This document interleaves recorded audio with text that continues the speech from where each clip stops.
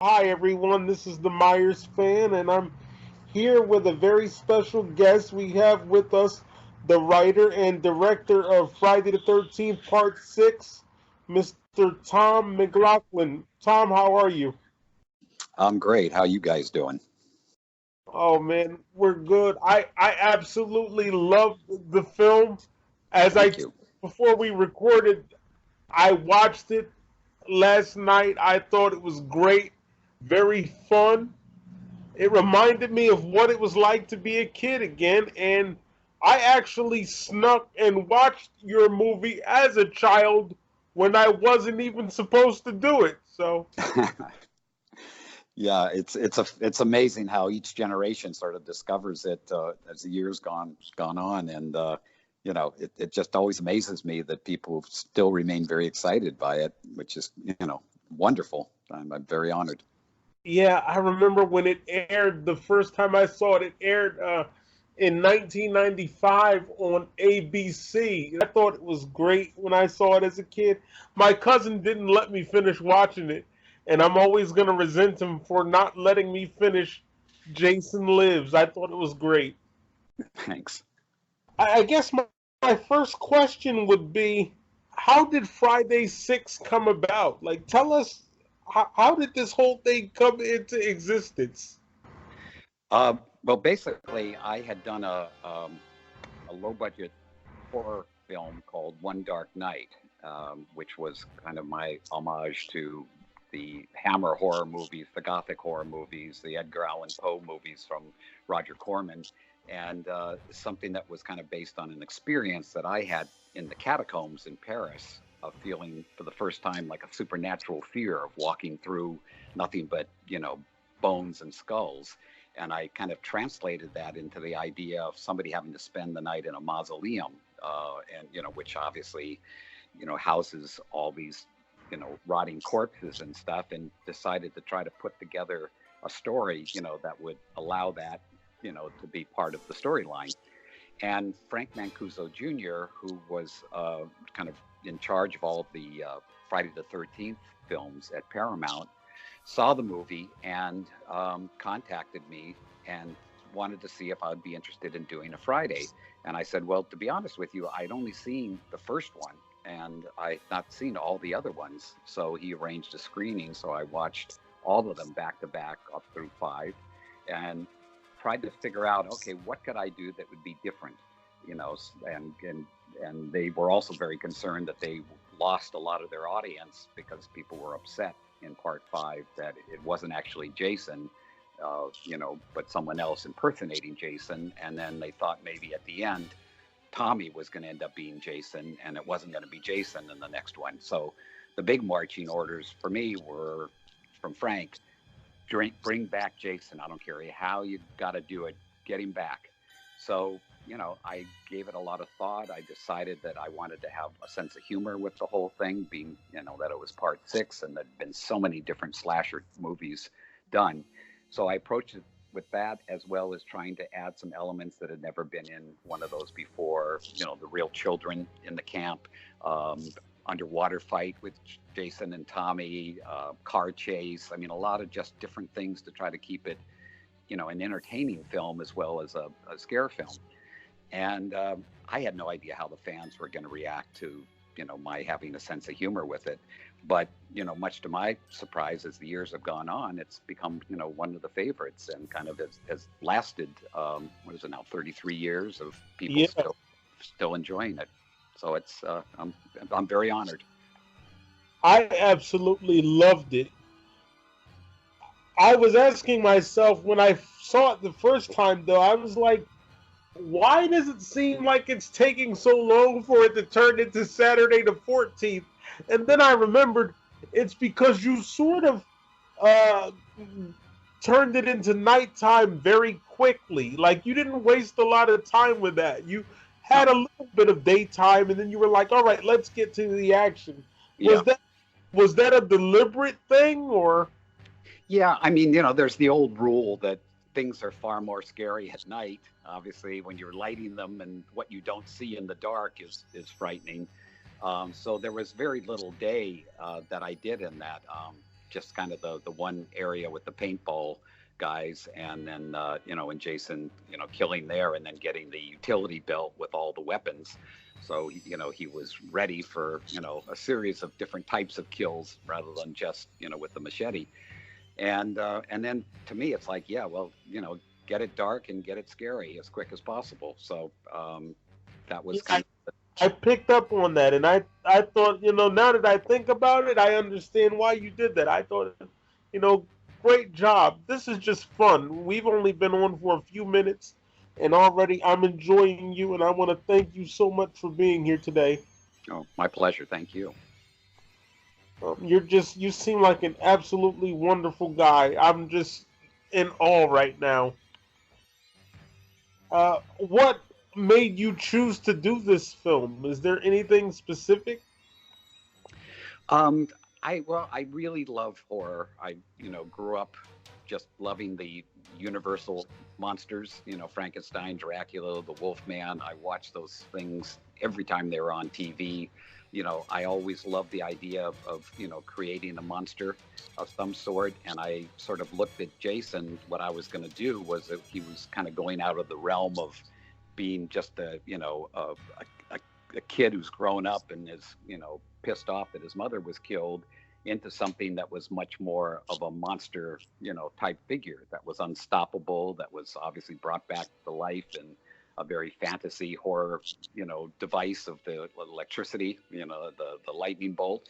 And it kind of gave me a sense of, all right, I'm going to try to do a slasher film, but also kind of make it with touches of the Gothic horror movies, in terms of the lighting and the feeling and things. And then I'm also a huge fan of comedy and the films of the 30s and 40s where the dialogue was very smart ass and quick and witty. And I tried to, put that into the mouths of the characters too. So they were all, sharp and funny kids. So that, it was kind of a combination of all the different things that, I like to see in films, and, wanted to make this, really a movie rather than just, a slasher film. Well, again, I thought you did an excellent job. A lot of the other Friday films are a lot heavier. When I say heavier, they're sort of, they come with a lot of baggage. Like, Jason almost seems like this overwhelming, oppressive force. Whereas with yours, it was just a lot of fun. Like you said, it was very funny at times. You had the guy that kept saying he was hungry, and I thought it was absolutely wonderful. 6 is the best one. Well, thank you. I mean, we were all shocked, Paramount included, that we actually got from some of the major newspapers decent reviews. I mean, they still said, well, it is what it is. It's a movie about killing people, but I gotta say it was enjoyable, because you can't hate a movie where one of the characters looks right into the camera and says, some folks have a strange idea of entertainment, Exactly. to the audience. So that really, those touches, the little James Bond tribute that I did in the beginning with Jason walking through the circle, those things really kind of told people that this was going to be something that wasn't to be taken 100% seriously. But if you were a fan, I still wanted to deliver for them all the things that they loved about Jason. And again, I think horror movies should be fun. Mm-hmm. And that's what this was. This was fun. And I'm not saying I have anything against part 7 or even 8 or anything, because I'm a huge Friday fan. Friday was my first love before I got into Halloween. But I just think it should be fun. Everybody should be having a good time. This is like a campfire thing, like a story you would tell around the campfire. I like the thing with Jennifer Cook, and she says, "Well, who's to say that Jason isn't real? Maybe he is real. Maybe he's not just a legend." And she starts talking about the mother being a vengeful mother, and she goes into all this exposition and about Jason, and I just thought the dialogue was great. Right. Well, the whole key to me on that kind of stuff is have the characters deliver it with a little bit of a sly smile, like do you believe this or you not believe this? But that whole thing of what if really kind of helps that, rather than having somebody seriously say, oh no, he was here and he did this and that, and to me that doesn't give the other person any chance to go, well, wait a minute, what if it is true? It has to kind of be in the way it's being told to you too, that I think makes it kind of much more of a fun legendary story, and it's up to you to decide if this is real or not real. Well, again, and I can't say it enough, but I thought it was just excellent. Excellent storytelling, great camera work, and might I say, sir, your work with this film, along with Harry Manfredini's score, the two of you just go together like peanut butter and jelly. Excellent. Well, Harry Manfredini is a great person to work with too, and this was his favorite Friday, because I basically said, no, we got to take what you do, but then put these kind of religious overtones to the music, having that kind of sense of classic music underneath it, which he loved because it gave it much more of a kind of old school, but mixed with his regular Friday music, and he just loved the challenge of trying something different with it. And musically, it's one of the better scores that he's done. And again, you mentioned religion, and this is not a religious conversation, but I have to say, I love the fact that you talked about prayer, and you made God a big part of this movie. I like that, because you had the little girl saying the prayer, and then I think a tree, a branch or something was knocking against the window to get Jason away from her. Just awesome.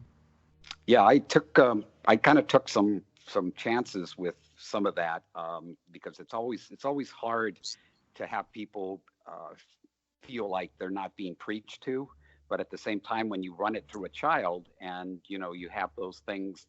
I remember the audience, the great thing about seeing these movies back in the day, when they were, first came out in the theaters in the 80s, is that the audience would get involved with the movie. I mean, they would literally be talking to the screen, and some of the best jokes to me came from the audience. So I thought when I made this one, I would purposely add moments in that the audience could fill in the punchline.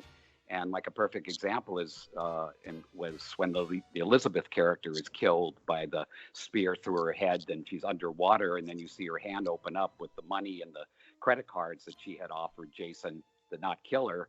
You see the American Express card floating, and sure enough, every time we got to that scene, there would be some guy in the audience that would go, "Don't leave home without it." I know. I knew you were going to say that. And and that's the kind of stuff that to me is like, basically they participated in the movie, screaming and yelling, "Yeah, I'd pray too. I'd get out of there." It was just great. And it's like audiences are so quiet now, and I don't know if it's because they watch so many things at home, and there's really, when they go to the theater, they just kind of bring in that same attitude of just sit and watch. But I loved when they really participated, and and tried to really design things to give them that chance to say things. And here's the thing, and I'm not trying to speak against today's generation, but they don't they don't know anything about cinema. I just have to be I'm known for being honest on my channel, brutally honest. That they don't know anything about cinema. It's my generation. We had the great storytelling with people like you that were making these wonderful movies, and you've got John Carpenter, and these guys today, all they know is blood and guts, but it's so much more than blood and guts. You need good storytelling, and that's what your film provided. I'm telling anybody that's listening, go watch the film. It's a great film. Yeah, I think I just read all the films all the way up to, I think, part 8 are all being released on Hulu and also Amazon Prime. Exactly. So there's a chance to see them streaming as well now. Exactly. Please see Jason Lives. It was great.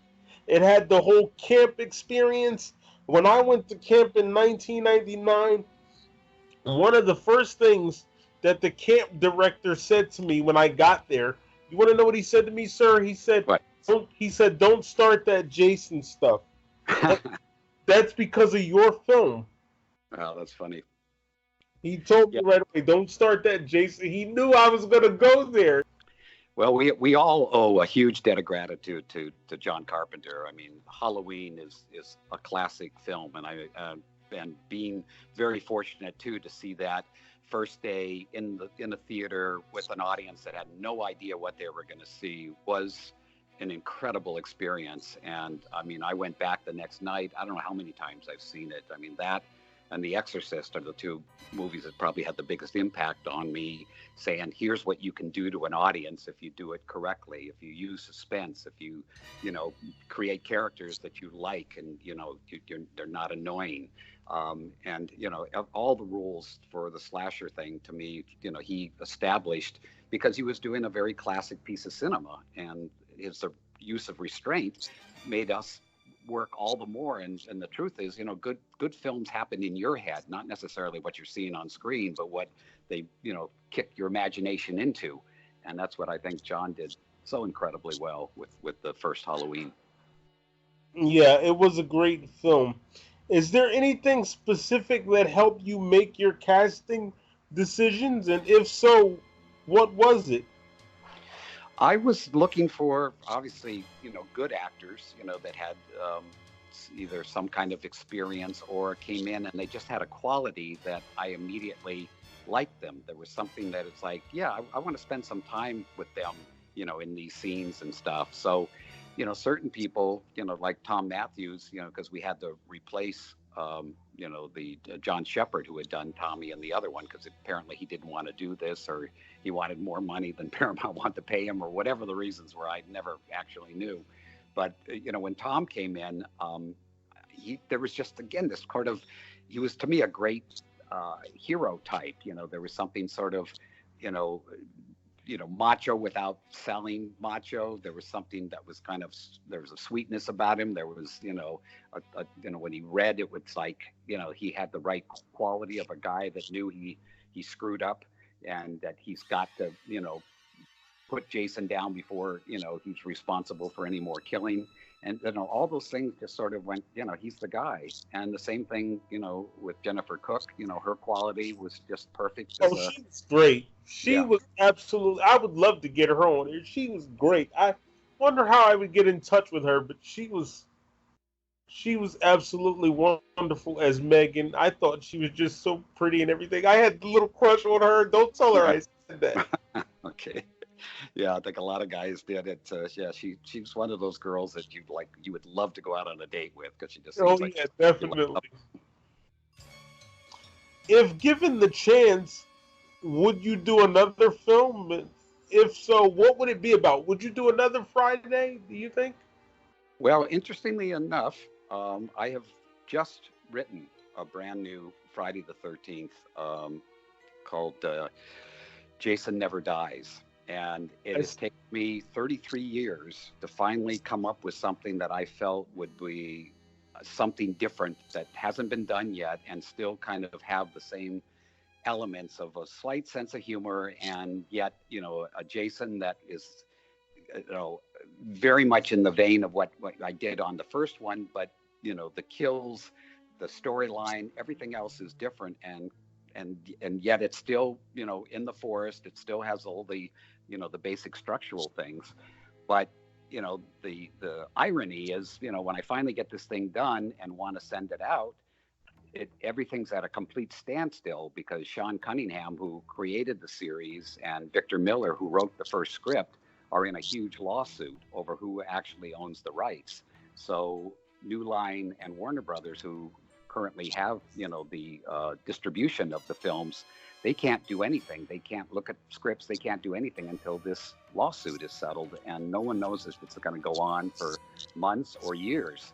So what's kind of happened is like, okay, guys like us that want to make, you know, something that's a mainstream movie have to basically sit down and wait. And then all the fans now are going out there and making their versions of Friday the 13th, and they're doing it with, funding from other fans, and basically, having a disclaimer that this is not something that's being made for profit. It's made for the fans, and so I think there's like 7 or 8 different Jason or Friday the 13th movies that are currently in production or, be coming out soon. All this done by fans. So it's are you incredible. Sorry to interrupt, but are you telling me in my audience that you actually wrote another film, like another script for a film? Yes. That is freaking awesome. Oh my goodness, I can't believe I'm hearing this. Yeah, it hasn't gone out really. You're pretty much exclusive on this. But it is, I'm just frustrated because I can't do anything yet with it. And the few people that I have, that are close to me, I had to read it, just love it and think that, it would really be, like the first one I did, entertaining and fun and still provide, something unique to the series. But, I can't. Can I keep this in, or do I have to cut this out? Because this is great. No, you definitely keep it in. It's just, I just have to wait it out to see what happens with the suit, before it can be, be a movie that could be released, to the mainstream audience. And because it's a little bit too expensive to do it for something like the way they're doing a lot of these fan films, which are like well under $1 million. Some are like, $50,000 and stuff. And they're, and they're making cool little, Jason type films. And I'm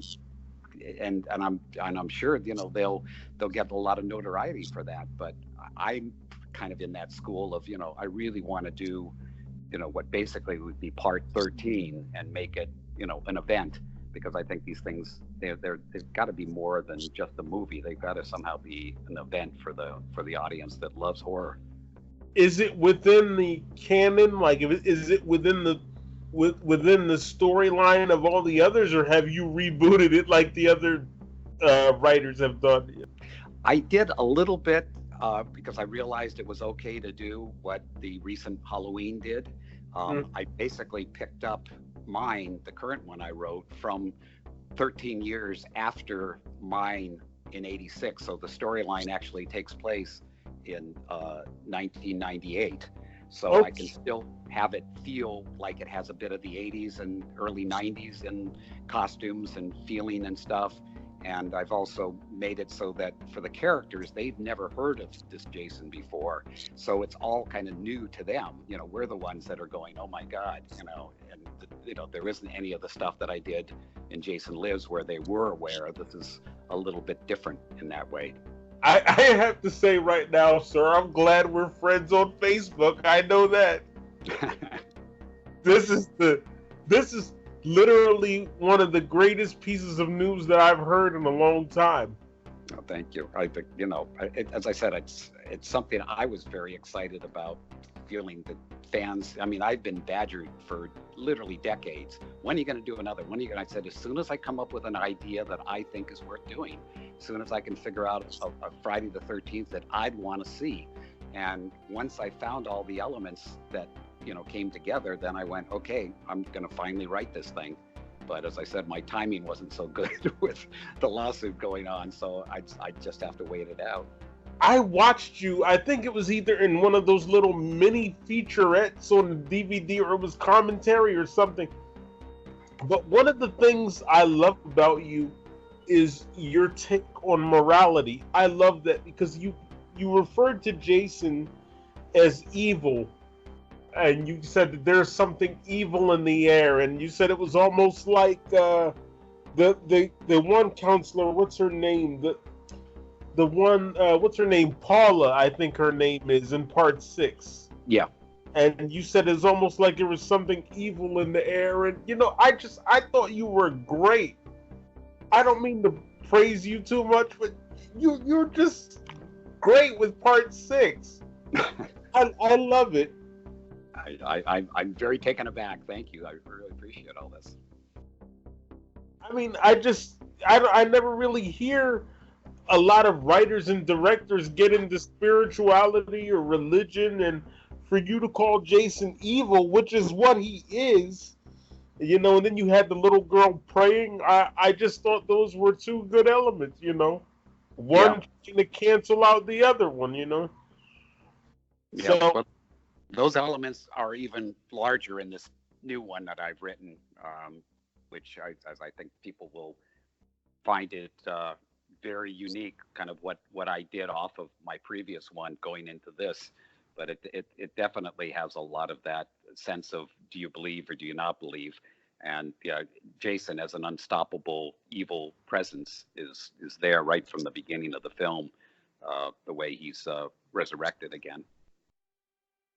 well, I know I can't ask you about the film, but are we gonna get Tommy Jarvis? Please give me a little something, just a little something. I have to say, you're not going to get Tommy Jarvis in mine. You're going to get Oh, something different. And that's mainly because, I mean, I'm good friends with Tom Matthews, and he's been doing so many of these, fan-based ones. And he's got one coming up with Vincent, who did Never Hike Alone. And and Vincent has, got Jason and Tommy, pairing off together. And he told me about this way back. I mean, I don't know, a year or 2 years ago, whenever he Never Hike Alone came out, and I thought, well, this is something, he really loves Part Six. This is where he wants to go with it. I just participated as an actor on a fan funded film called Friday the 13th Vengeance, where they picked up on my idea of Jason's father, which I didn't get to shoot in mine, but they said, yeah, we wanted to run with that. And so they actually got CJ Graham, who was my Jason, playing his father in this. oh, And I have a scene with CJ as Jason's father in this thing. So again, it's for fans, it's kind of cool that, we're in these things in kind of different roles. But, I love when fans pick up on something and say, well, let me try that. If you didn't because get a chance to do it, do you mind? And I go, no, I'd love to see what you'd want to do with it. it only confirms what I've been saying to you since we've been on, because your film was so great. You know, I thought it was just wonderful. Like I said, great storytelling. My next question for you is, if Jason had to fight another movie monster, who should it be and why? Mm, God. Yeah, those are always tough to me, because when I finished mine, the first question was from Frank Mancuso Jr., because he was so thrilled with the way the movie came out, and he was amazingly generous, that allowed me so much creative control over everything, that he said, well, let's talk about another one. You have any ideas? And I said, gee, I'd really have to think about that. And he said, what about Jason Meets Freddy? And I went, that would be interesting, although they exist kind of in two different realms, right? I mean, and he goes, well, if we could come up with something, we're going to talk to New Line and see if we can possibly, work something out between Paramount and New Line. And I said, well, let me start thinking about that. And then about a week later, he came back and said, no, we can't make a deal, which obviously didn't happen until, decades later, when they finally did. I think once New Line, got a hold of Jason, then they were able to do Jason versus Freddy. Um, but he asked me if there was some other idea I had, and I said, not yet. Other than if you want to have him meet Cheech and Chong, because you own them, Paramount.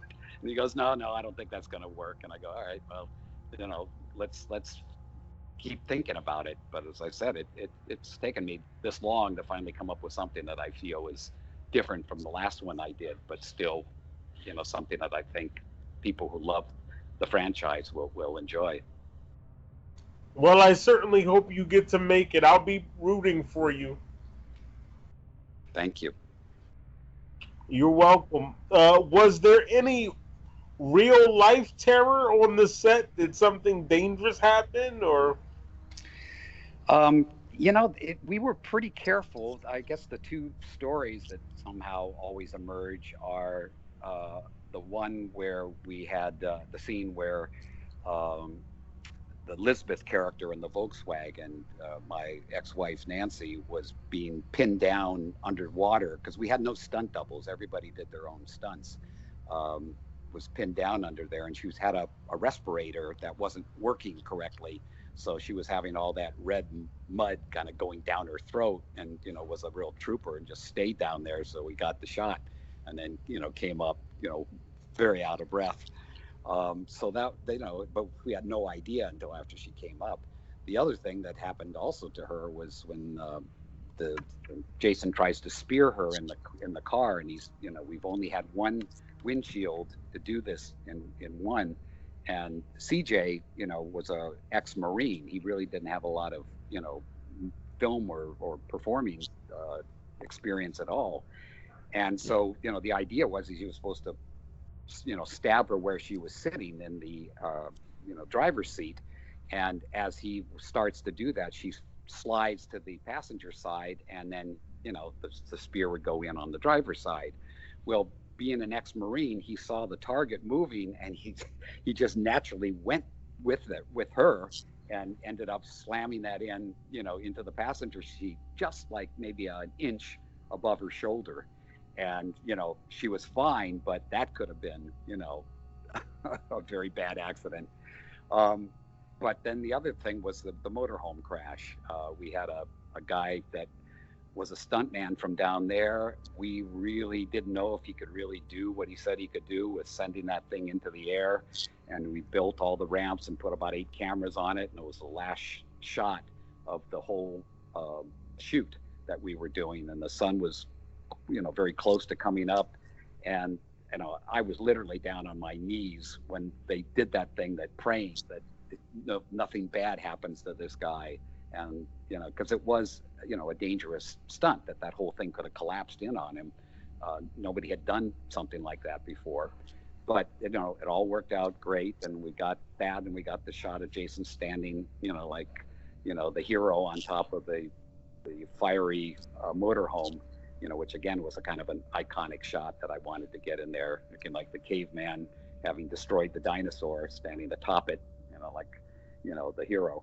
So those are the two things that were the only 2 times we got a little close with danger. What was the hardest thing about making Part 6? I think just trying to do all that I was trying to do on the budget. I mean, these things were usually budgeted on probably a little under $3 million, which for a studio movie is very cheap. And so of course we were shooting out of state, and not doing it as a full-on union show. But at the same time, I was adding all these elements that required, stunts, and required, underwater sequences, and, required kids being up at night. I mean, things that, we would have, definitely gotten shut down, or the budget and the time to shoot it would have taken much, much longer. But the crew and everybody were so into it and just really having fun that we managed to, make it work. But on any given day, I had no idea something was going to go wrong and, delay us. But we were very blessed in that, everything kind of just worked, and we all enjoyed it. We were doing six-day weeks, so we were up, night after night after night, and then had to figure out something to do on Sunday night because we had to stay awake, to stay on that night schedule. But that, I can't say it was difficult as much as it was kind of challenging, and yet ultimately fun. Well, again, like I said, this is just wonderful. I wish I was there on set with you. I probably would have been asking you, when do we eat? Yeah, that's a question that comes up a lot. Where do we park and when do we eat? That's right. What influenced you to become a writer/director? Probably my father, who was a USC film student, came out in the 40s, late 40s, and nobody would hire him because he was out of film school. No one ever heard of a film school before. So I kind of grew up with his dreams, and he gave me an 8mm camera, and I grew up in a part of Los Angeles, Culver City, where the old backlots of the MGM studios and the Hal Roach studios were. So on the weekends, my friends and I would crawl under the fence of these backlots and make our little movies on real movie sets. So it, very early on, I think I started like when I was about 7, that bug really, really bit me. And I, and those are the days too when you starred in it, you wrote it, you directed it, you paid for the film, all of that. And that was pretty much what I wanted to do was make movies and, and horror movies in particular, and then some comedy I would do as well. So those two elements were definitely part of it. And then rock and roll took me over with the advent of the Beatles and the Rolling Stones and all the English groups. So I sort of dropped out of movies and went into rock and roll through the 60s and had a band when we were all in our, mid-teens, but we opened for the Doors and Iron Butterfly and Pink Floyd and the Animals, all these groups. And that at that point was going to be what I wanted, to do. But then as time went on and I, studied mime and I studied theater, and I found myself going kind of right back to my love of movies again, and knew that the only way I was going to get anything that I could direct is I'd have to write it, have to, create something. So that kind of pushed me into, writing. Right. You used to be a mime. I forgot about that. Yeah, that was sort of the rock and roll. I wanted to be a much more unique performer than my heroes were, who were like Mick Jagger and James Brown and Roger Daltrey of The Who. I wanted to physically do something that they weren't doing, and that kind of led to this interest in, well, what about mine? Could I do something that, made me perform differently? And I kind of quit the band and kind of left the whole rock and roll scene, which had gotten kind of scary here in Los Angeles in '69, because all of us with long hair were associated with the Manson murders, and Jim Morrison had died, and Keith Moon had died, and Jimi Hendrix had died, and Janis Joplin had died, and it was, the music was getting very, psychedelic and strange and very, acid rock, and I kind of sort of went, well, I'm going to move away from this and try to see what just being a better performer is. And then that kind of led me into that world, which allowed me to then start doing movies, but in the capacity of a physical performer. In other words, Woody Allen hired me to be in the movie Sleeper, doing one of the robots in that. And then I got hired by John Frankenheimer to do the mutated bear in Prophecy, and then hired by Disney to do Captain Star and the Black Hole. So I was doing all these things, the Jabberwocky and Alice in Wonderland. I could watch how things were done and talk to the craftspeople in the different departments. So it was a great film school, to be able to, be on these movies and learn from the professionals. Maybe when you get rich off of this new Jason film that you're doing, you could mime giving me some of the money that you're gonna make, Yeah. Well, it's funny, the one kind of mime thing that I put in, which actually was borrowed from Michael Myers, is when the motorhome in Jason Lives is bouncing up and down, and Jason stops and he looks at it and he tilts his head, which is the same thing that John had the shape do. Now I got a laugh from it because it was like Jason going, like, what the fuck is going on there? But it's, that's a sort of a mime move based on like what an animal does or a dog does when they tilt their head, to try to perceive something. I have to say, I think you're the first director that I know about, at least, that is very knowledgeable of other people's work. Like most directors that I've seen do interviews, they're only concerned about their work and what they're doing. But I've heard you mention John Carpenter. You just name dropped Michael Myers, which is perfect for this channel because my channel is dedicated to the Halloween franchise, so that's perfect for this. And you've mentioned Friday the 13th Part 5 and all the other Fridays, and I just think that's great because most directors, they only care about what they're doing, but you pay attention to other people's work, and that's great. Well, I've learned years ago that, you're only as good as your influences, and there's nothing wrong with saying this is where I got this from. You can say I stole it or I borrowed it, whatever, but nobody creates anything that's truly original. If you ask John, he'll quote The Thing and Howard Hawks and all the people that were his heroes, And these are the people that you aspire to be like, but then, you know, your own influences come in there, and it's going to make it different. It's not like you're ripping anybody off and making money off of something, but you're saying, you know, this is where I got it, as the great composers and the great artists, you know, have always done. It's like, you know, no, everything I got from Mozart, you know, and everything, you know, that I did in this particular movie, you know, was all very much like John Ford Western, except, you know, with the way I did the composition and stuff. And to me, that's just being an honest artist, that you know, you would be nothing without these wonderful influences and these people that came before. And I think that's what all great artists do, is that they admit, you know, that I'd be nothing without these other people, and you pass it on, you know, because I don't think anybody's done anything that you can say, well, no one did that. But what you can do is take a little bit from this one, a little bit from that one, put it together, and suddenly it's different because it's mixed with a couple of different elements, or you mix two genres. You know, putting comedy and horror together, you know, was different. If you can put, you know, romance and horror together, would be a different kind of a movie, or you know, and anything that, you know, you start to actually, you know, mix different styles and things in it.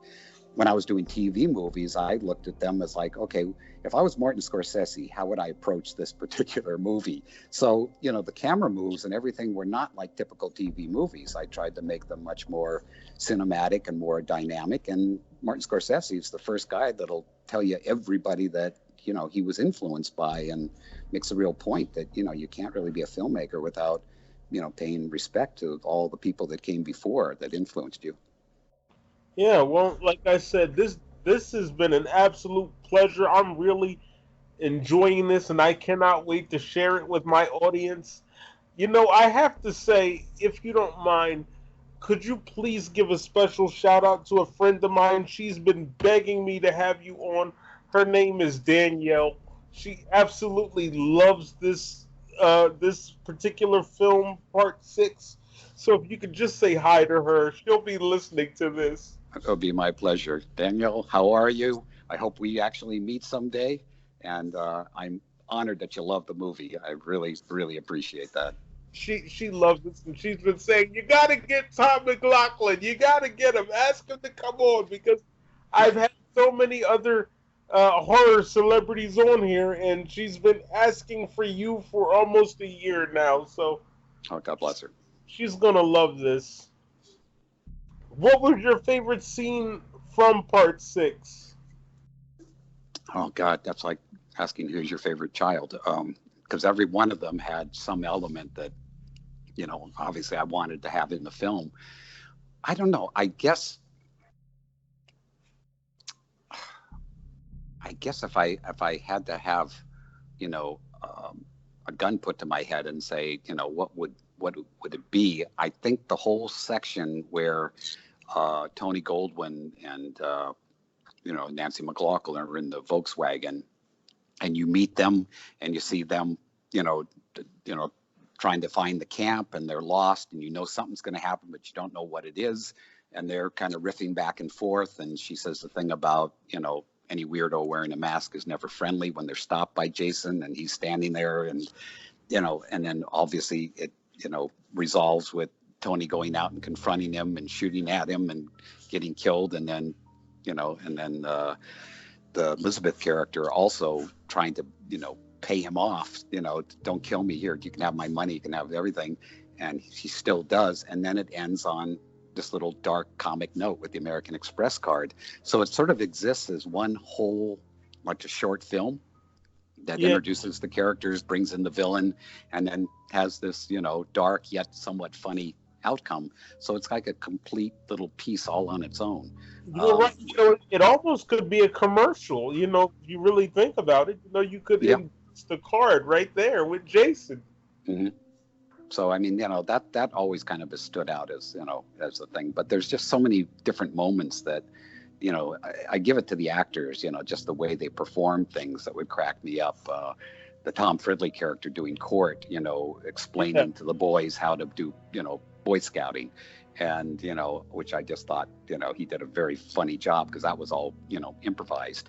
And just there's just certain things that either I love for the comedy, or the you know, that I loved how well the special effects guys, pulled off the different kills. And of course we were, chopped down 9 different times with the Motion Picture Association's, the ratings board. And most of the stuff I did was not even that over the top as some of the other movies had been. I tried to be, somewhat restrained in what I did, but still they came after us anyway. But the kill that I think came off the best and seems to be the one that people talk about all the time is the sheriff having his back broken with Jason pushing him backwards. That was terrible. Sheriff Garris, I believe his name is. He was just so mean. I'm like, why was he? What was wrong with him? Just so grouchy all the time. Yeah, well, he had that secret of, nobody was supposed to know that this was once Camp Crystal Lake, and, trying to hide that from his daughter and trying to raise a daughter by himself. And she was quite rambunctious, and it never seemed like this poor guy could ever, stay in control of anything. And when he did get with Tommy, he had to be, really, kind of overly mean to try to scare this kid out of here, because he was afraid this kid was talking stuff that would stir people up. And he, at a certain point really believed that, he was doing it. He was the one behind the murders, trying to prove that his story is true. So, he had a kind of a whole evolution there of his character, from, just a crazy kid busting into his office until, the Jason going after his daughter and him trying to, stop him. So and he was, he did a great job on that role. I thought I'm really, really, enjoyed working with him. Before I get to my final question, there is something I want to talk about, if you don't mind. There is a scene there are 2 scenes in the movie that I thought you did a really good job on. The first scene is with Sheriff Garris and Megan. Megan says to Sheriff Garris, "What time?" And Sheriff Garris says, "Why does it matter? What's the point?" And she says, "What time?" And then he says 8:30, 9 o'clock. And then she says, "Tommy was with me all that time, Dad." Now, this is the part I want to talk about. When he had that look on his face where he sort of looked away from her and looked at Tommy, that screamed to me. That scene was talking to me when he, it sort of said, "Oh shit, like there really is a Jason." Yeah. So, I mean, is that what you were trying to communicate? Because that's what it looked like to me. Yeah. Oh, absolutely. I mean, it's like when his daughter's telling him that. I mean, it's 2 things happening. One, he said she was told, "Stay away from this kid. He's crazy," and so she obviously disobeyed. But at the other hand, she could tell by the way she's telling him that she's telling the truth, and that means obviously Tommy is not the one doing it, and who else would it be?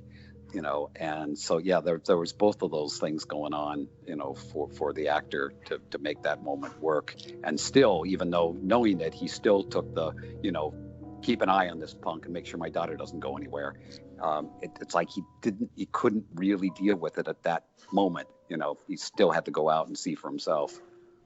And the other thing I want to talk about that I thought you just did great on. Sometimes when you don't say anything, it says a lot, if that makes any sense. Of course. And this scene I have to talk about before I get to my final question.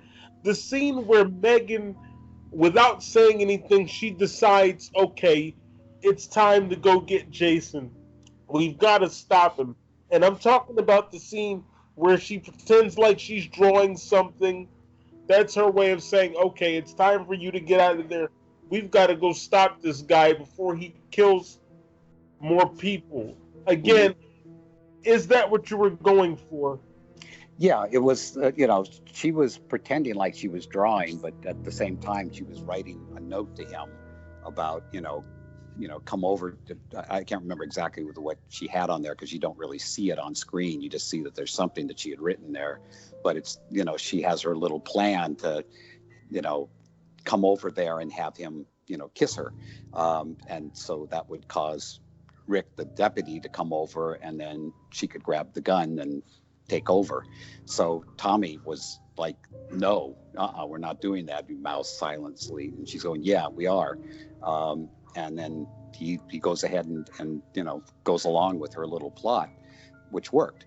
But yeah, I mean, again, all that communication had to be done, completely silently. And the one thing that was a real surprise was she actually shoots a rubber band towards him, and we had no idea where that thing was going to land. I was hoping it would kind of hit him in the head or hit him in the cheek or something, and it landed perfectly on his shoulder. And so you could actually see it there, and he grabs it, takes it down, looks at her like, what is this? And then the communication starts. So every so often you get those happy little accidents that occur when you're shooting, because you couldn't plan that in a million years. To me, that was one of the greatest scenes in the movie. She decides, all right, we've got to go. Like, you've got to get out there, and we've got to go get this guy before he hurts anybody else. I have to say to you again, fantastic work. Like, thank you so much. With you, if I was physically with you right now, I'd be clapping. No, I'm serious, because I want people to see how great this is. You just a great job. You've got me stuttering right now. That's how in awe I am of this movie, Well, I love when, instead of her being just the girl, just the eye candy or whatever, she's also very smart. And Tommy has a mission, but a lot of the stuff he accomplishes because she's more driven than he is, when she pulls up the car, And it's like, what a great woman to have in your life that's, there. It's like, this is what you want to have done. Come on, I'll show you how we're going to do it. Well, no, that's crazy. I don't care. Let's get it done. And she was really a force to be reckoned with. And yet at the same time, you really, you liked her. She wasn't like pushy, annoying. She was like pushy, let's get it done. Exactly. She's the one that went after Jason. He didn't go after her. So that was that's great stuff there. Really, really great. My final question for you is, if there's anything you could have done differently, what would it be?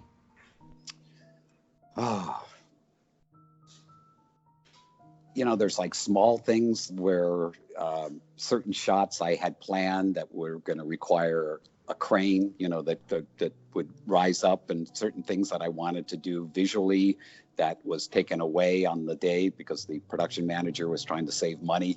And I'd show up on the set and say, where's the crane or where's the Steadicam? And he'd give me some excuse about, we couldn't get a hold of it. It was on another show or whatever, because he was motivated by the fact that, he was going to get a bonus if he could bring the movie in under budget, which I realized, and there wasn't a whole lot I could do when I'm there with the crew. I just had to figure out another way to do the shot. So there's those small little things that, lots of times you end up coming up with something better when they take away, the thing that you wanted, and say, okay, there's another way to do this. Let me see if this will work.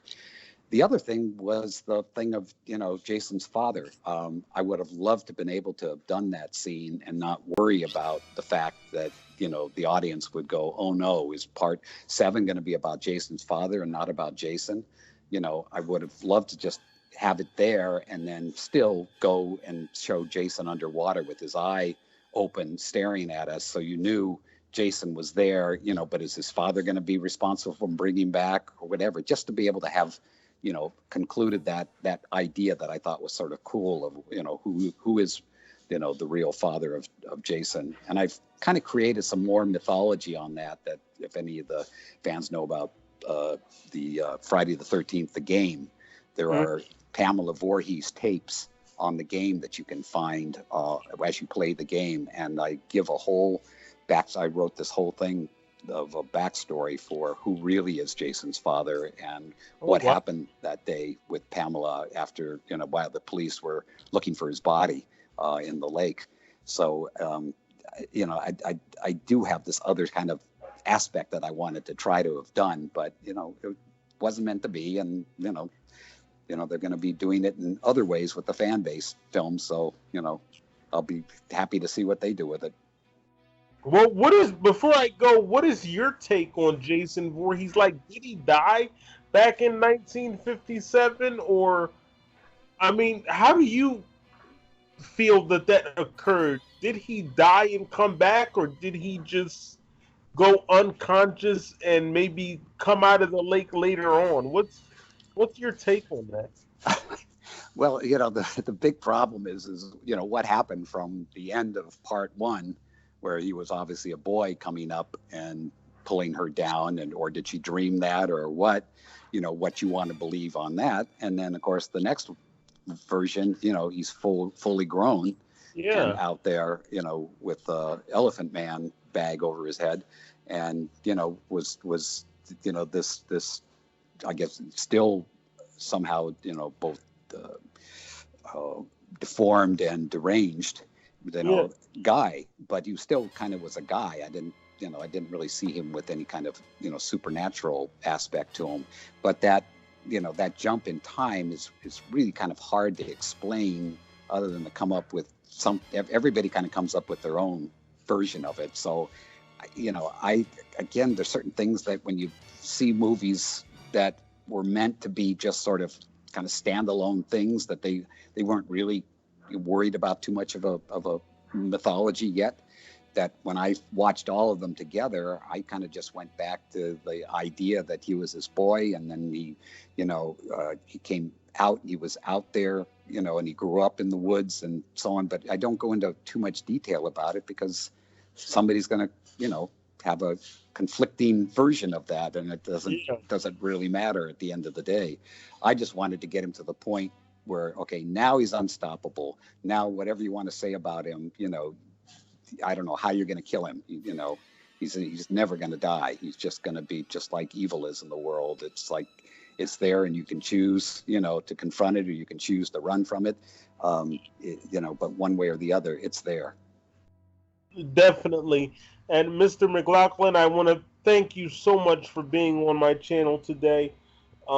Really, my pleasure. Thank you.